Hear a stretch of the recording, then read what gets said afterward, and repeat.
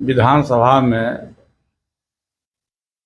Survey report पर बहस के क्रम में माननीय मुख्यमंत्री जी का जो बयान आया, मैं समझता हूं कि हिंदुस्तान के इतिहास में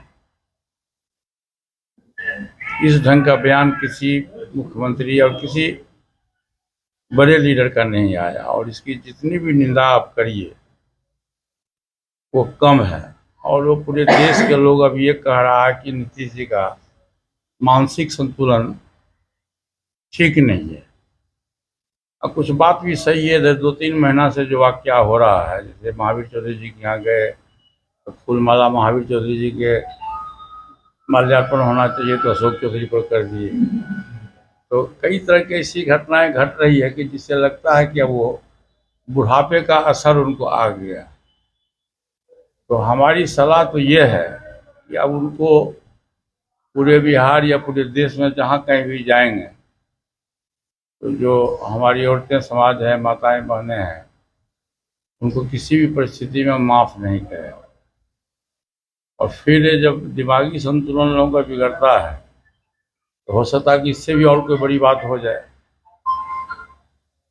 ये हमारा व्यक्तिगत रूप से हमारा सलाह है कि उनको मुख्यमंत्री पद से इस्तीफा दे देना चाहिए, और जो आबादी है, आबादी के हिसाब से किसी दलित को या किसी अति पिछड़ी जाति के लोगों को बिहार का बागडोर मुख्यमंत्री बना देना चाहिए। ये हमारी अपनी राय है। उनके बयान से आने वाले चुनाव पर तो बहुत असर पड़ेगा, कुछ नहीं पड़ेगा, बहुत असर पड़ेगा, 100% निगेटिव जाएगा। आपने देखा है कि आज प्रधानमंत्री जी का भी बयान आया, उन्होंने किसी का नाम नहीं लिया, लेकिन डेमोक्रेटिक सिस्टम में, प्रजातांत्रिक व्यवस्था में जो भी राजनीति करने वाला लोग है, जो भी सामाजिक कार्यकर्ता लोग है, राजनीति करने वाला लोग है, उसके वाणी पर नियंत्रण होना चाहिए। और बिहार का एक स्टेट का मुख्यमंत्री बहुत बड़ा पद होता है, और सदन के अंदर में जहाँ महिला हमारे जो विधायिका हैं वो तमाम के तमाम लोग बैठे हुए थे, उस बीच में इस ढंग से गलत बयानी करना, बहुत से लोग है सो बहुत सी विधायिका हाउस से उठ के चली गई शर्म से। तो ये जो न्यूज़ है, बिहार ने पूरे देश को झकझोर दिया है,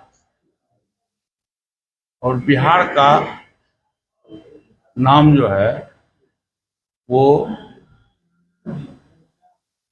नीतीश कुमार जी के बयान से बहुत गलत संदेश गया पूरे देश में। ठीक है, उन्होंने विधानसभा में, विधान परिषद में माफ़ी मांगी है, लेकिन जब गोली तीर से निकल जाता है तो गोली वापस नहीं होता है।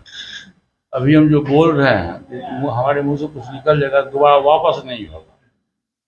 इसलिए वो जो पश्चाताप किए हैं, उसका पश्चाताप का एक ही उपाय है कि वो मुख्यमंत्री पद से इस्तीफा दे दें, और जो उन्होंने जनगणना करवाया उसके हिसाब से किसी दलित को या किसी अति पिछड़ी जाति को, जिसको वो अच्छा समझते हैं अपने दल में, उसको मुख्यमंत्री का कमान सौंपे।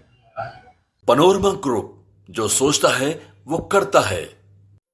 ये लो मुंह मीठा करो, आज मैंने अपना जॉब छोड़ दिया, अब हम पूर्णिया वापस जाएंगे। जॉब छोड़ दिया है?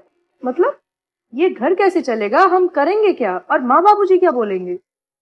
इसलिए मैं एक और मिठाई का डब्बा लाया, अपने बिजनेस के लिए लोन अप्रूव हो गया।